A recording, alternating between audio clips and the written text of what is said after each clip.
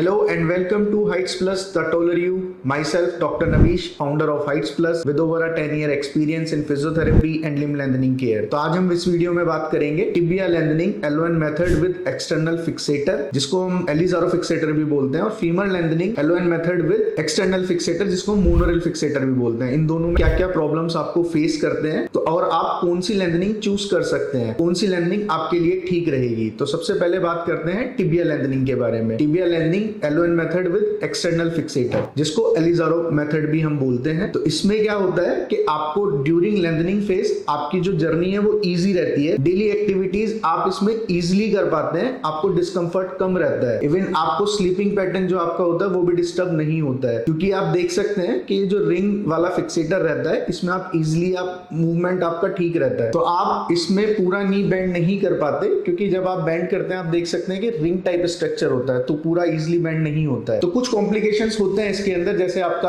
ROM थोड़ा restrict हो जाता है, नी का नी पूरा फ्लेक्स नहीं हो पाता, straightening FFD fix flexion deformity का चांसेस होता है, आपका एंकल टाइटनेस जिसको हम बैलरीना एंकल भी बोलते हैं वो भी आपको डिफॉर्मिटी आ सकती है, बट ये सब मैनेजेबल होती है with the help of physiotherapy. अब बात करते हैं फीमर लेंथनिंग की। तो फीमर लेंथनिंग में आप देख सकते हैं इसमें हम आप एलिजारो फ्रेम यूज नहीं करते हैं, रिंग टाइप स्ट्रक्चर यूज नहीं करते हैं, इसमें हम अलग फ्रेम यूज करते हैं, डिफरेंट फ्रेम यूज करते हैं। तो ये थाई बोन के साइड में लगा हुआ होता है। तो इसमें क्या है, ड्यूरिंग लेंथनिंग फेज आपको स्ट्रेट ही लेटना होता है, आप साइड से करवट नहीं ले सकते। तो जो आपका ये लेंथनिंग फेज वाला जो टाइम होता है, 3 महीने वाला जो टाइम होता है, इसमें आपको सीधा ही लेटना होता है। तो उसकी वजह से आपका स्लीपिंग पैटर्न डिस्टर्ब भी होता है। और इसकी पिंस भी आप कंपेयर करें टिबिया वाले फ्रेम से, एलिजारो फ्रेम से, तो उसकी पिंस पतली होती है कंपेयर टू मोनोरेल। मोनोरेल की जो पिंस होती है वो थोड़ी मोटी होती है, तो उसमें भी डिस्कंफर्ट ज्यादा रहता है। तो मोनोरेल फिक्सेटर में जो आपकी फीमर लेंथनिंग में हम यूज करते हैं, उसमें जो पिंस होती है वो compare to tibia lengthening Ilizarov frame से मोटी होती है, तो उसमें डिस्कंफर्ट भी ज्यादा रहता है। एलिजारो फ्रेम में हम के वायर यूज करते हैं, तो वो पतली पिंस होती हैं और उसमें इन्फेक्शन के चांसेस भी कम होते हैं compare to femur lengthening. Femur lengthening में पिन ट्रैक इन्फेक्शन के चांसेस ज्यादा होते हैं। डिस्कंफर्ट दोनों ही लेंथनिंग में होता है, दोनों ही फ्रेम के साथ में डिस्कंफर्ट तो रहता है, चाहे आप बात करें टिबिया लेंथनिंग की या फिर फीमर लेंथनिंग की, बट फीमर लेंथनिंग में ज्यादा रहता है कंपेयर टू टिबिया लेंथनिंग। और इस फ्रेम को मैनेज करना भी थोड़ा डिफिकल्ट होता है, क्योंकि इसमें जो आपकी डेली एक्टिविटीज है वो थोड़ी रिस्ट्रिक्ट हो जाती है compare to tibia lengthening. Tibia lengthening में आपकी मोबिलिटी थोड़ी ज्यादा रहती है। तो दोनों सेगमेंट में से आप कौन सा सेगमेंट चूज करना है, ये डिसीजन पेशेंट का ही होता है, बट वी आर सजेस्ट अगर आप 5 to 8 सेंटीमीटर कराना चाहते हैं तो आप टिबिया लेंथनिंग चूज कीजिए, क्योंकि टिबिया लेंथनिंग में आपकी जो मोबिलिटी है कंपेयर टू फीमर लेंथनिंग